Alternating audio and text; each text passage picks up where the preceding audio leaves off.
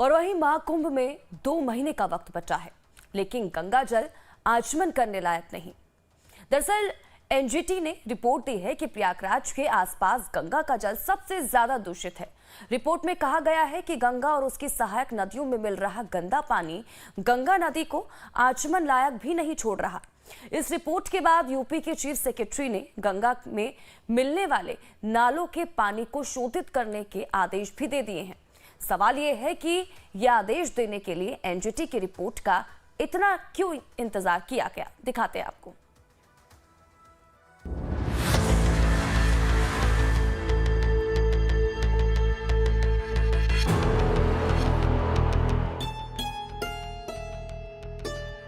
संस्कृत के इस श्लोक का अर्थ हुआ, गंगा जी का जल जो मनोहारी है, विष्णु जी के श्री चरणों से जिसका जन्म हुआ है, जो त्रिपुरारी के शीश पर विराजित है, जो पाप हरणी है।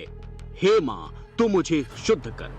प्रयागराज में महाकुंभ का आयोजन होगा। मकर संक्रांति से ठीक पहले महाकुंभ की शुरुआत होगी। लाखों श्रद्धालु पवित्र संगम में डुबकी लगाने पहुंचेंगे।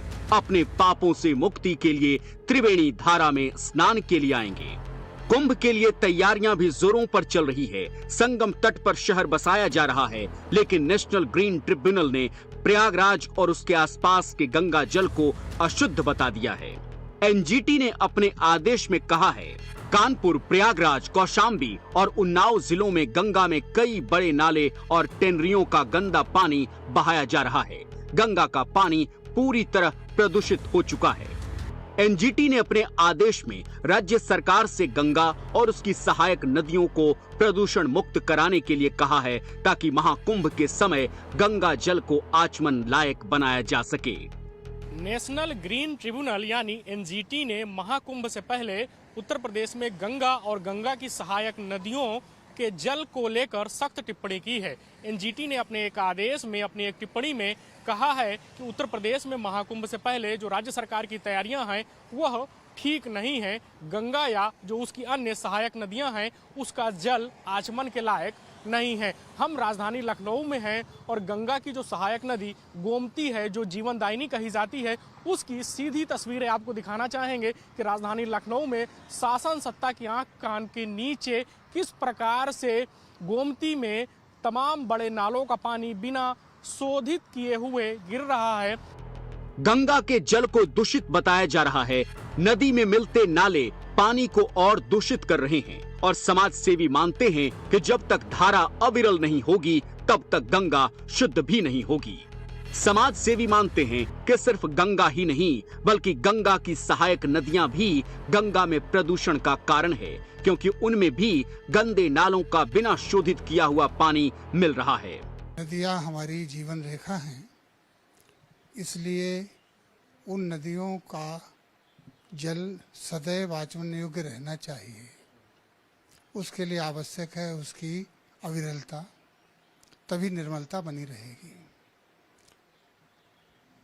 अभी तक जो गंगा जैसी नदियों पर सिंचाई, पेयजल आदि के लिए जल लिया जाता है, उसमें जो मानक रहता है कि कितने प्रतिशत पानी लेना चाहिए और कितने प्रतिशत पानी नदी में निरंतर छोड़ना चाहिए, उस अनुपात में अभी शायद व्यवधान है। गंगा की अगर हम बात करें लखनऊ की अपने, तो लखनऊ के लिए लाइफलाइन कही जाती हैं। और सबसे बड़ी बात यह है, जो पौराणिक बात यह महत्वपूर्ण है, धार्मिक रूप से अगर देखा जाए तो ये आदि गंगा है, मतलब गंगा से पुरानी है। लेकिन उनकी स्थिति आप खुद देख लीजिए, कहीं दूर नहीं जाना है। ये गिरते हुए नाले ये बता रहे हैं कि हम अपने नदियों के पर कितने संजीदा हैं, कितने संवेदनशील हैं। ये हमारी संवेदनशीलता दिखा रहे हैं कि कौन सी स्थिति है। अगर हम बात करें तो जहाँ पे इस समय हम खड़े हैं, मात्र 1 किलोमीटर भी दूरी नहीं होगी जहाँ से पूरा यूपी चलता है। वहाँ नदियों की आप स्थिति देख सकते हैं, कितनी दुर्गति है कि यहाँ खड़े होने पे भी मतलब नहीं कहना चाहिए, लेकिन गंध आ रहा है। उत्तर प्रदेश सरकार की माने तो गंगा के प्रदूषित पानी को साफ करने के लिए सरकार भरसक कोशिश कर रही है। पानी को साफ करने वाली मछलियों को गंगा में छोड़ा जा रहा है ताकि नदी का जल स्वच्छ हो सके। गंगा की, जमुना की सारे तो जल जीव का जो आज पर्यावरण जो दूषित हुआ है, इसके पीछे ढेर सारी पिछली सरकारों की नाकामी रही है, जो हम अब धीरे धीरे उससे आगे ला रहे हैं। जैसे कभी मछली मारते रहे लेकिन कभी मछली डालते नहीं रहे। लेकिन हमने क्या किया कि अभी मत्स्य पालन के लिए मछली हम पहली हमारी सरकार है क्या हम नदी कैसे साफ होगी उसमें हम मछली को बीज को डालते भी है रिवर रेंचिंग के माध्यम से। और ऐसी मछलियाँ जो विलुप्त हो रही हैं उसे हम और भी ला के कहीं न कहीं से डालते हैं। तो कम से हम जो रिवर रेंचिंग कर रहे हैं उससे जो हमारा जल का जो प्रदूषण है वो धीरे धीरे कम होगा और उसको हम आगे बढ़ेंगे। तो ऐसे हर तरह से हमारी सरकार उस पर कोशिश करेगी और हम लोग निश्चित रूप से समय आते ही गंगा के सफाई में गंगा को शुद्ध कर लेंगे। एनजीटी का आदेश आ चुका है। कुंभ शुरू होने में ठीक 2 महीने बचे हैं। ऐसे में सवाल उठ रहे हैं कि गंगा का जल कैसे शुद्ध हो पाएगा और सवाल उठ रहे हैं कि आखिर 2014 से शुरू हुआ गंगा सफाई अभियान धरातल पर कब उतरेगा।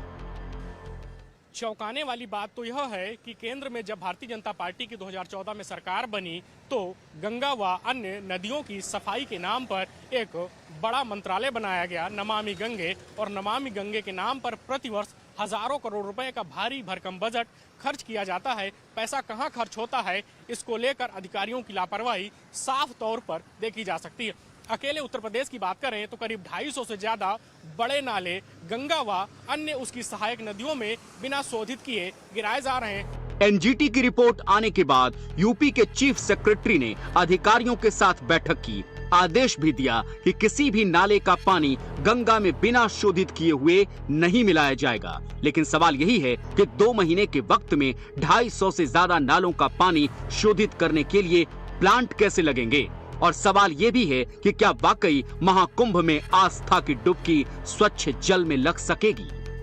लखनऊ से लाइव टाइम्स के लिए धीरज त्रिपाठी की रिपोर्ट।